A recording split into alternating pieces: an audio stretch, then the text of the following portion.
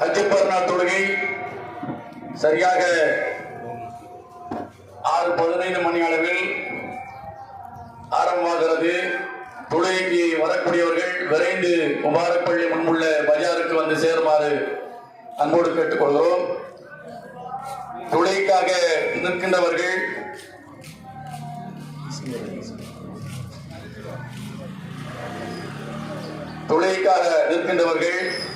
பின்னால் திரும்பி பார்த்து சஃபை சரி செய்து கொள்ளுங்கள். புரிங்காலை பார்த்து உங்களுடைய சஃபை நேராக்கிக் கொள்ளுங்கள்.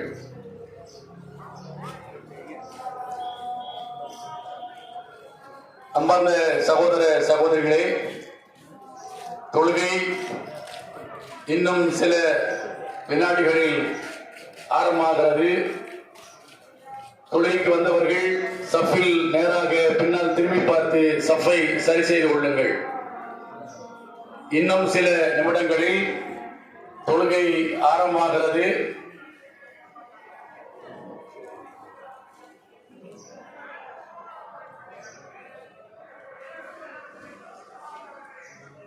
அல்லாஹு அக்பர்.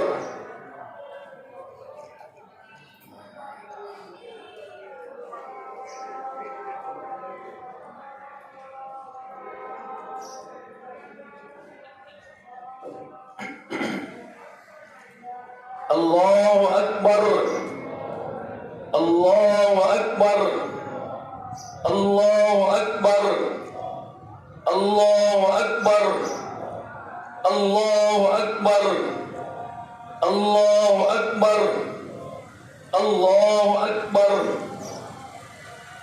الحمد لله رب العالمين الرحمن الرحيم مالك يوم الدين إياك نعبد وإياك نستعين اهدنا الصراط المستقيم صراط الذين أنعمت عليهم غير المغضوب عليهم ولا الضالين آمين. سبح اسم ربك الأعلى الذي خلق فسوى والذي قدر فهدى والذي أخرج المرعى فجعله غثاء أحوى سنقرئك فلا تنسى إلا ما شاء الله إنه يعلم الجهر وما يخفى ونيسرك لليسرى فذكر إن نفعت الذكرى سيذكر من يخشى ويتجنبها الأشقى الذي يصلى النار الكبرى ثم لا يموت فيها ولا يحيا قد أفلح من تزكى وذكر اسم ربه فصلى بل تؤثرون الحياة الدنيا والآخرة خير وأبقى إن هذا لفي الصحف الأولى صحف إبراهيم وموسى. الله أكبر.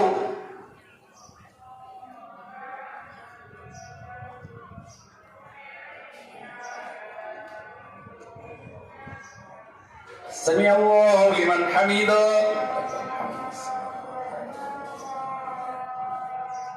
الله أكبر.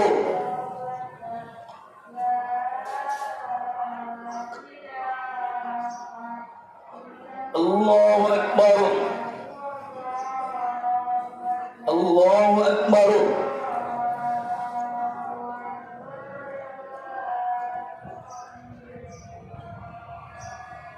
الله أكبر. الله أكبر. الله أكبر. الله أكبر. الله أكبر. الله أكبر. الحمد لله رب العالمين الرحمن الرحيم مالك يوم الدين إياك نعبد وإياك نستعين اهدنا الصراط المستقيم صراط الذين أنعمت عليهم غير المغضوب عليهم ولا الضالين آمين. هل أتاك حديث الغاشية وجوه يومئذ خاشعة عاملة ناصبة تصلى نارا حامية تسقى من عين آنية ليس له طعام إلا من ضريع لا يسمن ولا يغني من جوع وجوه يومئذ ناعمة لسعيها راضية في جنة عالية لا تسمع فيها لاغية فيها عين جارية فيها سرر مرفوعة وأكواب موضوعة ونمارق مصفوفة وزرابي مبثوثة أفلا ينظرون إلى الإبل كيف خلقت وإلى السماء كيف رفعت وإلى الجبال كيف نصبت وإلى الأرض كيف سطحت فذكر إنما أنت مذكر لست عليهم بمسيطر إلا من تولى وكفر فيعذبه الله العذاب الأكبر إن إلينا إيابهم ثم إن علينا حسابهم. الله أكبر.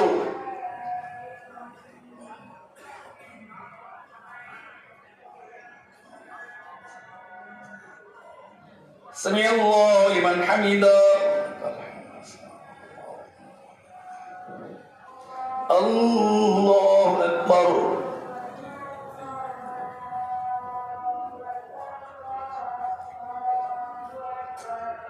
الله أكبر. الله أكبر.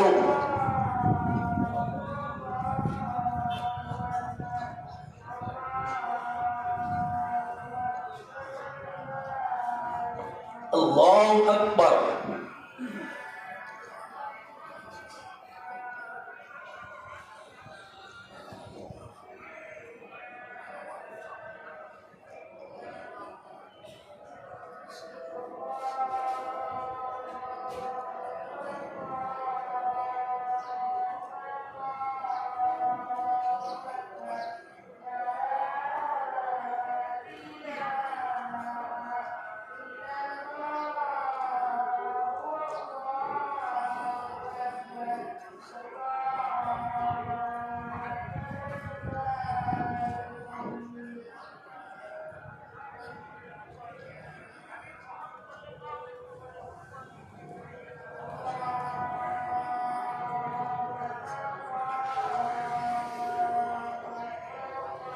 السلام عليكم ورحمة الله. السلام عليكم ورحمة الله.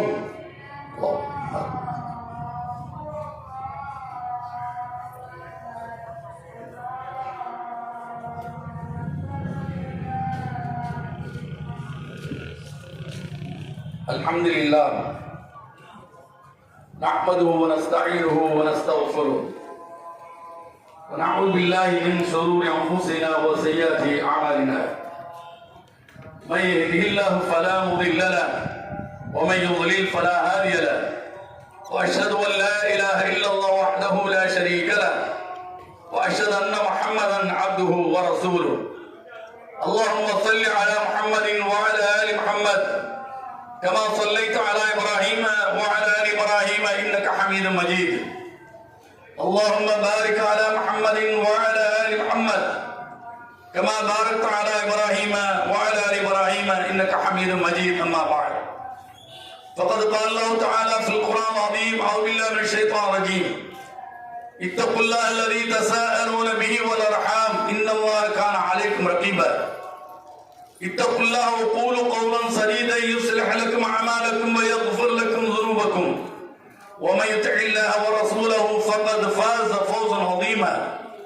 اتقوا الله حق تقاته ولا تموتن إلا وأنتم مسلمون قد كانت لكم أسوة حسنة في إبراهيم والذين معه إذ قالوا لقومهم إنا براء منكم ومما تعبدون من دون الله كفرنا بكم وبدا بيننا وبينكم العداوة والبغضاء أبدا حتى تؤمنوا بالله وحده إلا قول إبراهيم لأبيه لأستغفرن لك وما أملك لك من الله من شيء ربنا عليك توكلنا وإليك أنبنا وإليك المصير. கண்ணியத்துக்குரிய எல்லாம் வல்ல அல்லாஹ்வின் நல்லடியார்களே, அல்லாஹ்வுடைய பேரருளால் அல்லாஹ்வும் அவருடைய தூதரும் காட்டிய வழிமுறைகளில் ஒன்றான ஹஜ் பெருநாள் தொழுகையை நிறைவேற்றி இங்கு நாம் அமர்ந்திருக்கிறோம். இந்த நிகழ்வுக்கான காரணம் நாமெல்லாம் அறிந்த ஒன்றுதான். ஏகத்துவத்தின் பிதாமகன் இப்ராஹிம் அலைஹிஸ்ஸலாத்து வஸ்ஸலாம் அவர்கள் நடைமுறைப்படுத்திய வழிமுறையை நினைவுகூரும் வண்ணமாக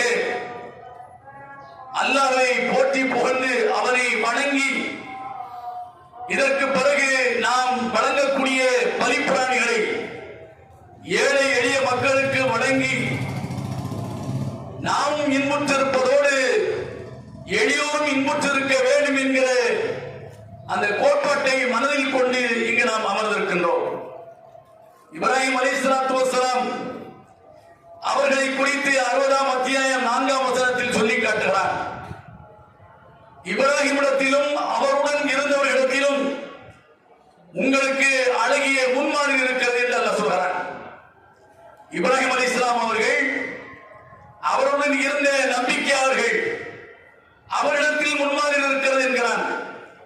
இப்ராஹிம் என்கிற இறை தூதர் இன்ன இப்ராஹிமுக்கான உம்மத்தம் வாஹிதா, இப்ராஹிம் தான் ஒரு சமுதாயம் என்று அல்லாஹ் குறிப்பிடுகிறார்.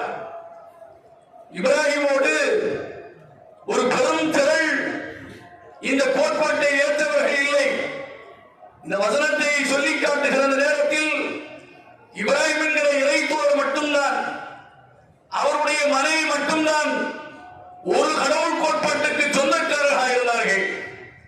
அப்படி இருந்த காரணத்தினால்தான் தனக்கு தரப்பட்டிருக்க இந்த ஒரு கடவுள் கொள்கையை தன் குடும்பத்திற்கு எடுத்து வைக்கின்றார். பெத்த தகப்பன் ஏற்க மறுக்கின்றான், சமூகம் மறுக்கிறது, அத்தனை பேரையும் பகைக்கின்ற ஒரு நிலை அவருக்கு ஏற்படுகிறது. அந்த மக்கள் மொத்தமும் இவரை உயிரோடு வைத்திருந்தால் இவருடைய சித்தாந்தம் இந்த மக்களிடத்தில் செவி வழியாக போய் பெரும் தாக்கத்தை ஏற்படுத்தும், இவரை அழித்து விட வேண்டும் என்று கங்கணம் கட்டுகிறார்கள். ஆதலால் அவருக்காக ஒரு பெரிய கட்டடத்தையே கட்டுகிறார்கள். எதற்காக? குடியமர்த்துவதற்கா? இல்லை, ஒரு நெருப்பு குண்டத்தை ஏற்படுத்தி அதில் அவரை தூக்கி வீசி இரையாக்கி விடலாம் என்ற காரணத்திற்காக பெரும் சதியை செய்தார்கள். என்று அல்லாஹ் குறிப்பிடுகிறார். அவருக்கு எதிராக மிகப்பெரிய சதியை தீட்டினார்கள். அவரை நெருப்பில் தூக்கி வீசினார்கள். நரபலியாக இல்லை, எரிந்து கரிந்து சாம்பலாக வேண்டும். அவரோடு ஒரு கடவுள் தான், உலகில் எதற்கும் கடவுளாக இருப்பதற்குரிய தகுதி இல்லை என்கிற இந்த கோட்பாட்டிற்கு மூடுவிழா காண வேண்டும். அவரை எரித்து விட்டால் முடிந்து விட்டது என்று கருதினார்கள். நெருப்புக்கு எதிராக்கினார்கள். நெருப்புக்கு கரிக்க வேண்டும் என்கிற உத்தரவை விட்டவன் யார்? அதற்கான யதார்த்தத்தை வழங்கியவன் யார்?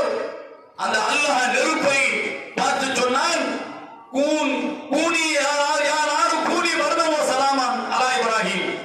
நெருப்பே, இந்த இப்ராஹிமுக்கு நீ சலாமாக ஆகிவிடு.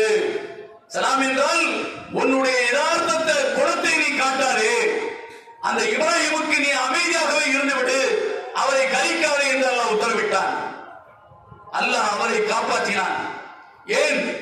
இன்னும் இவர் சொல்லக்கூடிய இந்த ஒரு கடவுள் கோட்பாடு மக்களை சென்றடைய வேண்டும் என்ற காரணத்தினால் அங்கிருந்து அவர் காப்பாற்றப்பட்டு இந்த மக்கள் சரிப்பட்டு வராது, இவரிடத்தில் போராடி பார்த்தாகிவிட்டது, நாம் வேறு இடத்திற்கு செல்வோம் என்று சொல்லி தன் மனைவியை அழைத்துக் கொண்டு இன்னி தாகி முடியலா ரப்பி செய்யி, என்னுடைய ரப்பை நோக்கி நான் போகிறேன், அவன் எனக்கு வழியாட்டுவான், நேரான மார்க்கத்தை காட்டுவான், அவனை நோக்கி போகிறேன்.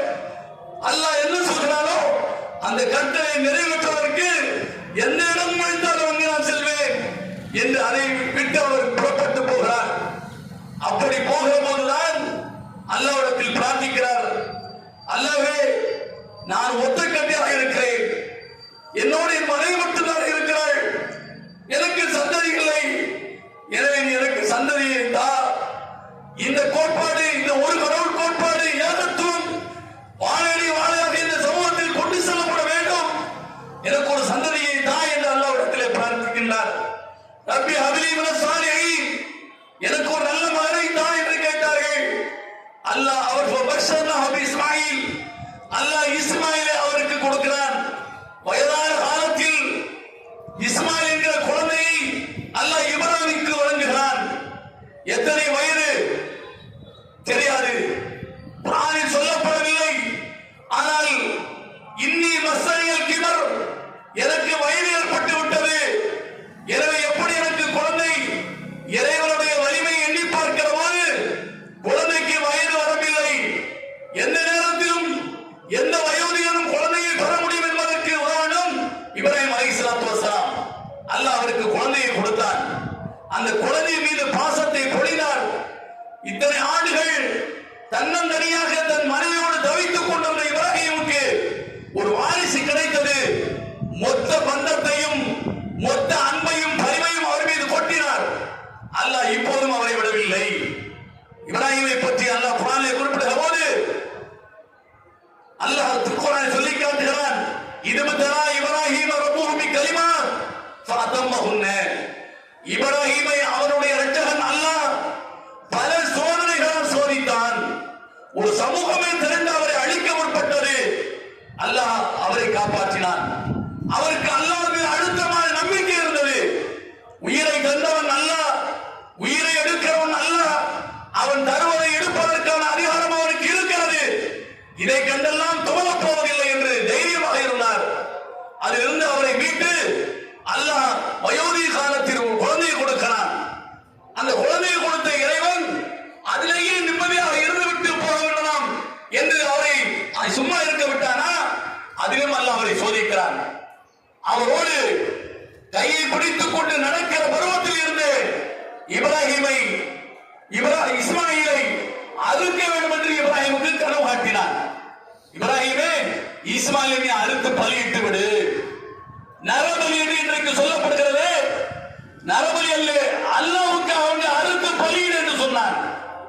நீங்களோ நானோ என் மனைவியை, என் பிள்ளையை, என் அண்ணனை, என் தம்பியை, என் ஓய் அறுத்து பலியிட வேண்டும் என்று கனவு கொண்டால் அது சைத்தானுடைய தாக்கம், அது கெட்ட கனவு.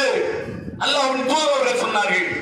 ஆனால் அல்லாஹ்வுடைய தூதர்கள் காண்கிற கனவு நீங்கள் நாம் காண்கிற கனவு அல்ல, அது இறைவன் வகையாக, இறைவனுடைய அறிவிப்பாக அவர்களுக்கு காட்டப்படுகிறது. உடனே இப்ராஹிம் அலைஹிஸ்ஸலாம் தன்னை அர்ப்பணிப்பதையும் தாண்டி தனக்கு கிடைத்த மகனை அர்ப்பணிக்க வேண்டும் என்று இறைவனுடைய உத்தரவு. இது குறித்து தன் மகன் இஸ்மாயிலிடத்தில் கருத்து கேட்கிறார். யா புனை அன்னி அதுபஹும், யா புனை இன்னி அராஃபில் மனாம் அன்னி அதுபஹும், என் மகனே, கனவில் உன்னை அறுக்க வேண்டும் என்று நான் கனவு கண்டேன், அல்லாஹ் எனக்கு காட்டினான், உன் அபிப்பிராயம் என்ன? யா அபதி ஃபஅல் மா துமர் சதஜ்ரி இன்ஷா அல்லாஹ் மினஸ் சாபிரீன்.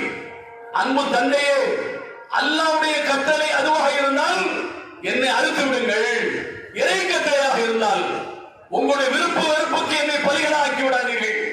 அல்லாஹ்வுடைய கட்டளையாக இருந்தால் அறுத்து பலியிட்டு விடுங்கள். சதஜ்ரி மினஸ் சாபிரீன், பொறுமையாளர்களை என்னை நீங்கள் காண்பீர்கள். அதற்காக நானும் தோண்டு போகப் போவதில்லை. இறைவனுக்காக நான் பலியிடப்படுவதை நான் விரும்புகிறேன். நான் அதற்காக தூளப் போவதில்லை, பயப்பட போவதில்லை என்று அந்த மகன் சொல்கிறார். அல்லாஹ் இருவரும் தயாராகிவிட்டார்கள் என்பதை உணர்ந்து மிக பெரும் பலிபுராணியை அல்லாஹ் இப்ராஹிமுக்கு கொடுத்தான். இப்ராஹிமே, நீ இஸ்மாயில் உன் மகனை அறுக்க வேண்டாம். நீ இதில் ஜெயிக்கிறாயா தோற்கிறாய் என்பதை நான் பரிசோதித்து விட்டேன். நீ ஜெயித்து விட்டாய். இந்த பிராணியை நீ அறுத்து பலியிடு என்று அல்லாஹ் மனித நரபலியை தடை செய்து உயிர் பலியை அல்லாஹ் என்ன செய்கிறார், நடைமுறைப்படுத்தினான். அந்த தொடரைத்தான் இன்றைக்கு நாம் என்ன செய்கிறோம், கடைபிடிக்கின்றோம். வதுகுர் ஃபில் கிதாபி இஸ்மாயில் இன்னஹு கான அபதன் ஷக்கூரா. நீங்கள் குர்ஆனில் அல்லாஹ் சொல்லி காட்டுகிறான், வதுகுர் ஃபில் கிதாபி இஸ்மாயில் இன்னஹு கான சாதிகல் வாதி வ கான ரசூலன் நபியா. இஸ்மாயிலை எண்ணி பாருங்கள். பலிவிடப்பட வேண்டியவர், பலி உடுக்கப்பட வேண்டியவர், அதற்கு தயாரானவர். ஆனால் அல்லாஹ்வுக்கான அந்த வாக்கை அவர் நிறைவேற்றிய உண்மையாளர். அவர் ஒரு நபி, இறை தூதர் என்று அல்லாஹ் குர்ஆனில் சொல்லி காட்டுகிறார். அவர் தன்னுடைய குடும்பத்தை கான யஅமுரு அஹ்லு ஸலாம் வ ஸக்கா வ கான இன்த ரப்பிஹி மர்தியா. அவர் தொழுகையை தொழ வேண்டும் என்றும் ஜக்காத்தை கொடுக்க வேண்டும் என்றும் ரட்சகத்தில் நிறுத்திக்கூடியவராகவும் நடந்து கொண்டார் என்பதை அல்லாஹ் இஸ்மாயிலை பற்றி சொல்லி காட்டுகிறார். நன்றாக சிந்தித்து பாருங்கள். அல்லாஹ் ஒரு கட்டளை எழுதுகிறான். அந்த கட்டளையை ஏற்று இப்ராஹிம் அலைஹிஸ்ஸலாம் ஒவ்வொரு கட்டத்தையும் கடக்கின்றார்கள். அந்த தியாகத்தை தான் இன்றைக்கு நாம் சடங்காக சம்பிரதாயமாக இன்றைக்கு நாம் செய்கிறோம். இந்த தியாகத்திற்கு பின்னர் நாம் அறுத்து பலியிடுகிற இந்த ஆட்டுக்கு பின்னர், நாம் அறுத்து பலியிடுகிற இந்த மாட்டுக்கு பின்னர் இத்தகைய தியாக வரலாறு இருக்கிறது. என்ன தியாக வரலாறு? அல்லாஹ்வுடைய கட்டளை எதுவாக இருந்தாலும் அதற்கு விருப்பமின்றி கட்டுப்படக்கூடிய அந்த தியாக உணர்வு நமக்கு இருக்க வேண்டும். வருட வருடம் அதை நினைவுகூறி அதை புதுப்பித்துக் கொள்ள வேண்டும் என்கிற அடிப்படையில் தான் அல்லாஹ் இதை நமக்கு வழிமுறையாக அல்லாஹ்வை தூதர் அவர்கள் நடைமுறையாக நமக்கு காட்டியிருக்கிறார்கள். தகப்பன் அல்லாஹ்வுடைய உத்தரவு கட்டுப்படுகிறார்.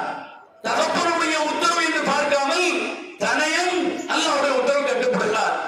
இப்போது தகப்பன் தனையன், தகப்பன் பிள்ளைகளுக்கு இடையில் இருக்கிற இந்த உறவை நீங்கள் கொஞ்சம் சீர்தூக்கி பாருங்கள். எத்தனை தகப்பன்மார்கள் நாம் அல்லாஹ்வுக்கு கட்டுப்பட்டு வாழ்கிறோம், அல்லாஹ்வுடைய தூதருக்கு கட்டுப்பட்டு வாழ்கிறோம். எத்தனை பிள்ளைகள் அல்லாஹ்வுக்கும் அல்லாஹ்வுடைய தூதருக்கும் கட்டுப்பட்டு வாழ்கிற தகப்பன் தாய்கள் சொல்லக்கூடிய சொல்லை கேட்டு நடக்கிறோம் என்று சிந்தித்து பாருங்கள். அற்பமான உலக ஆதாயத்திற்காக அல்லாஹ்வுடைய மார்க்கத்தை தூக்கி எரிந்து விடுகிறோம். அல்லாஹ்வுடைய தூதர் காட்டிய நடைமுறையை உதாசீனப்படுத்துகிறோம். ஆனால் இப்ராஹிம், இஸ்மாயில் இருவருடைய வரலாற்றை நீங்கள் திரும்பி பார்த்தால் ஒரு கணம் கூட, நூல் இடையில் கூட அவர்கள் இறை கட்டளைக்கு பிசகாமல் வாழ்ந்திருக்கிறார்கள், இறை கட்டளையை மீறாமல் வாழ்ந்திருக்கிறார்கள் என்பதை பார்க்கிறோம். இன்றைய தலைமுறை எப்படி இருக்கிறது சிந்தித்து பாருங்கள். இறை நினைவின்றி இறைவனுக்கு கட்டுப்பட்டு நடக்க வேண்டும் என்கிற சிந்தனையின்றி இருக்கக்கூடிய ஒரு தலைமுறை உருவாகி கொண்டிருக்கிறது. யாருக்கும் கட்டுப்படாத ஒரு தலைமுறை, எவருக்கும் கட்டுப்பட வேண்டிய தேவையில்லை. கேட்பதை தருகிற இடத்தில் பெற்றவர் இருக்கிறானா இல்லையா என்பதை முதலாக தெரிந்து கொள்கின்றார்கள். தெரிந்ததற்கு பிறகு அவர்களுடைய தேவையை பெற்றவர்கள் எளிதில் நிறைவேற்றுகின்றார்கள். இந்த குழந்தைகள் இன்றைக்கு ஊராரிகளாக ஊரை சுற்றுகிறார்கள். அவர்களுக்கு வயதே வரவில்லை. ஆனால் அவர்கள் இருசக்கர வாகனங்களில் பரப்புரை பார்க்கிறோம். ஆங்காங்கே அவர்களுடைய தேவை கஞ்சா மூலமாகவும் இப்படி மூலமாகவும் வேறு வேறு போதைப் பொருட்களின் மூலமாகவும் அவர்களுக்கு நிறைவேறுகிறது. அவர்களுக்கு இருசக்கர வாகனம் போதும், பிறகு போதைப் பொருள் கிடைத்தால் போதும் என்கிற நிலையில் அடுத்த தலைமுறை உருவாகி கொண்டிருக்கிறது. இதற்கெல்லாம் யார் காரணம்? பெற்றவர்கள் தான் காரணம். நீ எங்க சொல்லை கேட்டு நடக்கக்கூடியவராக இருந்தால் வீட்டில் இரு, இல்லை என்ற வெளியே போய் என்று நம்முடைய பிடியை நாம் தளர்த்தாமல் கட்டுப்பாடோடு அந்த குழந்தையை வளர்க்க வேண்டிய காலகட்டத்தில் இன்றைக்கு நாம் இருந்து கொண்டிருக்கிறோம். இல்லை என்றால் உங்களுடைய தலைமுறையை நீங்கள் இழந்து விடுவீர்கள். அடுத்த தலைமுறை தரதரிகளாக, இறை சிந்தனையற்றவர்களாக, சமூக சிந்தனையற்றவர்களாக, மறுமையை பற்றிய அச்சமில்லாதவர்களாக உருவாகக்கூடிய ஒரு நிலை ஏற்படும். அதற்கு நாம் இடம் தந்து விடக்கூடாது. முதலில் நாம் இறைவனுக்கு கட்டுப்பட்டு நடக்கிறோமா, இறை தூதர் காட்டிய வழியில் நடக்கிறோமா என்பதை பெற்றவர்கள் ஒரு காலம் சிந்தித்து பார்க்க வேண்டும். அவர்களுக்கும் அந்த சிந்தனை உணர்வு வேண்டும். எந்த சந்தர்ப்பத்திலும் எவ்வளவு நெருக்கடிகள் வந்தாலும் இறை மார்க்கத்தை விட்டுத்தர மாட்டேன் என்கிற சங்கல்பத்தோடு பெற்றவர்கள் இருக்கிற போது பிள்ளைகளை அதன் வழியில் அவர்கள் வழிநடத்துவார்கள், பிள்ளைகளுக்கு வழிகாட்டுவார்கள். அதுதான் இந்த வரலாற்றில் நமக்கு சொல்லித் தரப்படக்கூடிய இன்னொரு பகுதி என்பதை நாம் கவனத்தில் கொள்ள வேண்டும். தகப்பன் பிள்ளையிடத்தில் ஆலோசிக்கிறார், உன்னை அறுக்க வேண்டும், இறை கட்டளை என்றால் அறுத்து விடுங்கள். இப்படி ஒரு தகப்பனை பார்க்க முடியுமா? இப்படிப்பட்ட ஒரு தனையனை பிள்ளையை பார்க்க முடியுமா? இந்த உறவு இந்த சமூகத்தில் இருக்க வேண்டும். அல்லாஹ்வுக்கு கட்டுப்பட்டு, அல்லாஹ்வுக்கு மட்டுமே கட்டுப்பட்டு, அல்லாஹ்வுடைய தூதரின் வழிமுறையில் நடைபெறுகிற மக்களாக நாம் இருக்கிறோமா என்பதை சிந்தித்து பார்த்து அதனுடைய அடையாளமாகத்தான் இன்றைக்கு நாம் ஆட்டையோ அல்லாஹ்வுக்காக அறுக்கிறோம். அல்லாஹ்வே, நான் இன்றைக்கு இதை அறுக்கிறேன், நாளை என்னையே என் குடும்பத்தையே உனக்காக பலியிட வேண்டும் என்று நீ உத்தரவிட்டால் அதற்கும் நான் தயார் என்பதை அடையாளப்படுத்திக் கொள்வதற்காகத்தான் இந்த உதவியாவை, இந்த பலிப்பிராணிகளை நாம் இன்றைக்கு அறுத்து பலியிட இருக்கிறோம். அன்பார்ந்த சகோதர சகோதரிகளை, அல்லாஹ் நமக்கு வளத்தை தந்திருக்கிறார், எல்லா வகையிலும் நமக்கு வாய்ப்பை தந்திருக்கிறார். வாய்ப்பை அல்லாஹ்வுடைய திருப்திக்கு உரியதாக பயன்படுத்திக் கொள்ள வேண்டும். பெற்றோராக இருந்தாலும் சரி, பிள்ளையாக இருந்தாலும் சரி, இறை கட்டளையை மீறுவீர்கள் என்று சொன்னால் மீறுகிற நேரத்தில் நமக்கு சந்தோஷத்தை தரலாம். எது? அந்த போதை வஸ்து கூட ஒரு சந்தோஷத்தை தரலாம்.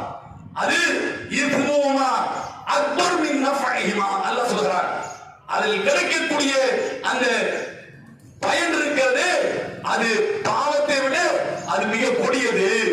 அதாவது அதன் மூலமாக கிடைக்கக்கூடிய பயன் இருக்கிறது, அது மிகப்பெரியது என்று அல்லாஹ் சொல்றான். ஆனால் பாவம் இருக்கிறது, அதை விட பெரியது என்று அல்லாஹ் குர்ஆனில் சொல்லி காட்டுகிறார். நமக்கு கொஞ்சம் நிறைவை தரலாம், மன அமைதியை தரலாம். இதில் இருக்கின்றவர்கள் அது மாதிரியான தவறுகள் இருந்து உங்களை காத்துக் கொள்ள வேண்டும். சம்பாதிக்க வேண்டும் என்ற ஒரு நோக்கத்தில் இருக்கக்கூடியவர்கள் அவர்களும் கவனத்தில் கொள்ள வேண்டியது, சம்பாத்தியம் என்பது, பணம் என்பது வரும் போகும், ஆனால் குணமோ நிச்சயமாக வரவே வராது. அல்லாஹ்வை பற்றி அச்சமோ வரவே வராது. பணம் வந்து கொண்டிருக்கிற போதே உயிரை அல்லாஹ் எடுத்து விட்டால் நீங்கள் தேடிய செல்வம் எல்லாம் இங்குதான் திரும்பும். எனவே சம்பாதிக்க வேண்டும் என்கிற ஒத்தை குறிக்கோளோடு இருக்கக்கூடியவர்கள் கவனத்தில் கொள்ள வேண்டும். அல்லாஹ் தடுத்ததை எதையும் நான் விற்க மாட்டேன், வாங்க மாட்டேன், அல்லாஹ்வுக்கு கட்டுப்பட்டு நடப்பேன் என்ற சங்கல்பத்தை எடுத்துக் கொள்ள வேண்டும். பள்ளிகளை சுற்றி, கல்லூரிகளை சுற்றி பூலிப்பூ, கஞ்சா போன்ற பொருட்கள் விற்கப்படுகிறது. வளரக்கூடிய இளம் தலைமுறையை சிதைக்க வேண்டும் என்பதுதான் ஆட்சியாளர்களுடைய குறிக்கோளாக இருக்கிறது. இப்படிப்பட்ட ஒரு தலைமுறை உருவாகிவிட்டது. எங்கு கஞ்சாவை ஒழிக்க முடியும்?